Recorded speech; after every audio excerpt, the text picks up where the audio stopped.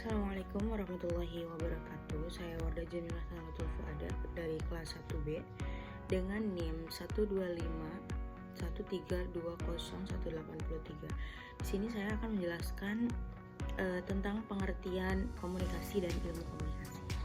Apa itu komunikasi? Dalam buku Komunikasi Antarpersonal, banyak pakar komunikasi tidak setuju dengan dugaan bahwa perilaku manusia dianggap sebagai tindakan komunikasi manusia. Perdebatan itu berkisar pada pengakuan keseimbangan terhadap perilaku manusia yang disampaikan secara lisan atau nonverbal. Seperti memakai bahasa yang nonverbal itu gerakan tubuh atau ekspresi wajah. Itu semua merupakan tindakan yang dengan sengaja atau tidak sengaja yang bertujuan tertentu. Dan apakah setiap tindakan seperti itu dikatakan sebagai komunikasi? Karena di dalamnya mengandung pesan tertentu. Coba teman-teman bayangkan, bagaimana jadinya jika hidup ini tanpa komunikasi? Dalam kajian ilmu sosial atau sosiologi, syarat terjadinya sosial adalah suatu hubungan yang melibatkan proses ketika informasi dan pesan dapat tersalurkan dari satu pihak ke pihak lain. Dalam buku Pengantar Ilmu Komunikasi oleh Nurani Soyomukti, berbagai sumber menyebutkan bahwa kata komunikasi berasal dari bahasa Latin yaitu communis, yang berarti membuat kebersamaan atau membangun kebersamaan antara dua orang atau lebih. Akar kata komunis adalah communico yang artinya berbagi. Komunikasi dalam bahasa Inggris yaitu communicate sebagai verb atau kata kerja yang berarti untuk bertukar pikiran-pikiran, perasaan-perasaan, dan informasi untuk menjadi paham atau untuk menjadi tahu, untuk menjadi sama, dan untuk mempunyai sebuah hubungan yang simpatik. Dan menurut Kamus Besar Bahasa Indonesia, komunikasi adalah pengiriman dan penerimaan pesan atau berita antara dua orang atau lebih sehingga pesan yang dimaksud dapat dipahami. Dikutip dari buku yang berjudul Teori Komunikasi oleh Edi Santoso dan Mito Setiansa, komunikasi merupakan salah satu istilah yang paling populer dalam kehidupan manusia. Sebagai sebuah aktivitas, komunikasi selalu dilakukan oleh manusia. Manusia adalah makhluk sosial yang selalu membangun komunikasi antar sesamanya. Maka, komunikasi adalah sarana utamanya. Banyak alasan manusia berkomunikasi. Thomas M. Skadel dalam Mulyana 2003 mengatakan, orang berkomunikasi terutama untuk mengatakan dan mendukung identitas diri, untuk membangun kontak sosial dengan sekitarnya, dan untuk memengaruhi orang lain untuk merasa, berpikir, atau berperilaku sebagaimana yang diinginkan. Namun tujuan utama komunikasi sejatinya adalah untuk mengendalikan lingkungan fisik dan psikologis. Berikut ini ada beberapa definisi komunikasi dari berbagai sumber. Yang pertama, komunikasi adalah semua prosedur di mana pikiran seseorang bisa memengaruhi yang lain. Bersumber dari Weaver 1949. Kemudian, komunikasi berarti berlalunya informasi dari satu tempat ke tempat yang lain. Bersumber dari Miller 1951. Kemudian, dari sudut pandang komunikasi, sebuah kejadian bisa diamati dalam bekerjanya simbol-simbol atau act dalam lingkungan tertentu atau scenes oleh individu atau beberapa individu atau agent dengan menggunakan media agency atau agency. Untuk mendefinisikan tujuan, bersumber dari Babcock 1952. Kemudian yang keempat, komunikasi adalah di mana seseorang individu atau komunikator mentransmisikan stimulus untuk memengaruhi tindakan orang lain. Bersumber dari Hovland, Janis, dan Kelly 1953. Yang terakhir adalah komunikasi adalah proses di mana kita memahami dan dipahami orang lain. Hal ini berjalan secara dinamis, terus berubah dan berganti tergantung situasi terkait. Berbagai definisi yang telah disebutkan tadi menggambarkan bahwa beberapa kesamaan sekaligus perbedaan di antara para teorisi dalam mendefinisikan komunikasi.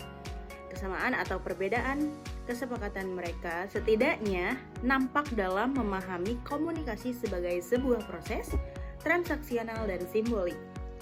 Perlu kalian ketahui bahwa komunikasi dan ilmu komunikasi mempunyai perbedaan. Dikutip dalam buku Pengantar Ilmu Komunikasi oleh Nurani Soyomukti, secara umum, komunikasi dapat didefinisikan sebagai usaha penyampaian pesan antar manusia. Jadi, ilmu komunikasi adalah ilmu yang mempelajari usaha penyampaian pesan antar manusia. Objeknya adalah komunikasi, yakni usaha penyampaian pesan antar manusia.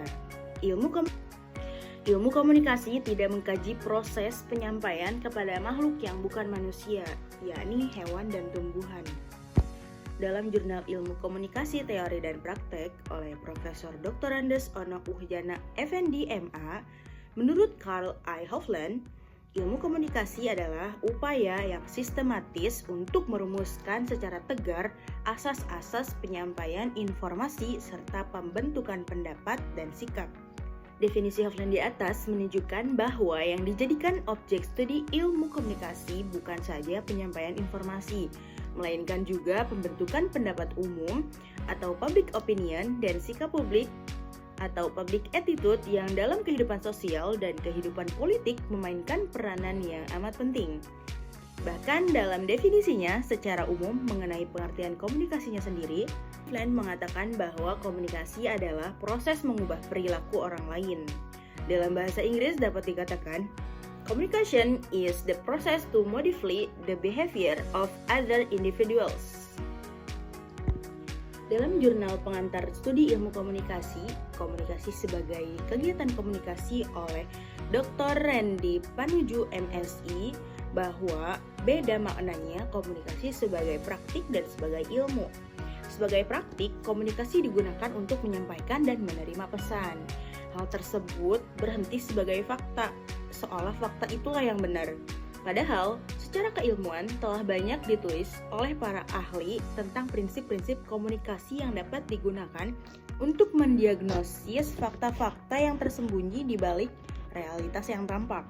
Dengan kata lain, komunikasi sebagai praktik akan lebih baik jika dibarengi dan didasari oleh ilmu. Kita sebagai makhluk sosial tentunya tahu akan pentingnya komunikasi. Dikutip dari jurnal Dinamika Pendidikan Nusantara oleh Krisi Wahyuni Saragi, bahwa ada beberapa poin penting dalam komunikasi, yaitu yang pertama, meningkatkan efektivitas. Yang kedua adalah meningkatkan produktivitas dan kinerja tim.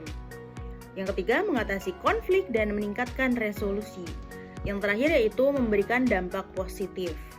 Setelah mengetahui pentingnya komunikasi, di sini juga ada beberapa contoh dari komunikasi. Selain yang kita sering lakukan di dalam kehidupan sehari-hari, contoh ini diambil dari buku Human Communication oleh Judy Pearson, Paul Nelson, Scott Titsworth, dan Lynn Herter. Mereka mengatakan, bayangkan ada 3 siswa bertemu di trotoar di antara kelas dan bertukar dengan beberapa kalimat. Snapshot ini tidak dimulai dan diakhiri dengan kata pertama dan kata terakhir siswa, karena mereka semua berhenti untuk mengobrol satu sama lain dan tampaknya mereka memiliki pemahaman yang sama tentang apa yang dikatakan. Kesimpulannya adalah dari semua kutipan dari beberapa buku dan jurnal yang sudah disebutkan tadi, ada juga kutipan dalam buku pengantar ilmu komunikasi oleh Profesor Dr. Haji Asep Saiful Muhtadi MA, yaitu dengan demikian komunikasi dapat dikatakan bahwa seseorang yang melakukan proses komunikasi selalu mengharapkan partisipasi dari orang lain atau bertindak sama sesuai dengan tujuan dan harapan besar yang disampaikannya. Wilbur Schramm 1973-115 berpendapat, when we communicate, we are trying to establish a communication with someone. That is, we are trying to share information, an idea, or an attitude. Communication always requires at least 3 elements: the source, message, and destination. Sekian dari saya, Wardah Jamilah Tamrul Fuada. Semoga ilmunya bermanfaat. Mohon maaf bila ada kata-kata yang salah. Wassalamualaikum warahmatullahi wabarakatuh.